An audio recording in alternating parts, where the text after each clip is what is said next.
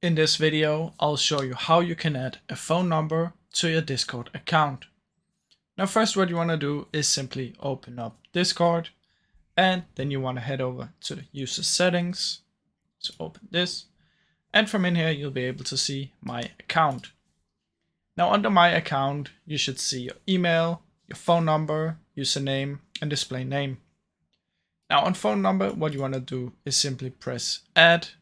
I have already added mine, so I cannot, but if I press edit, you'll see this one will pop up. Now from in here, you're going to select your country code. You can just search for a country.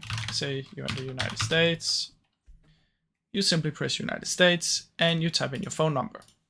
What this will do is it will send you a code, and you're just going to type in the code and your phone number will be added. So that's basically how you can do it, guys. Now I really hope you enjoyed this video, and if you did, please leave a like and subscribe as it helps me out a ton. Thank you so much for watching.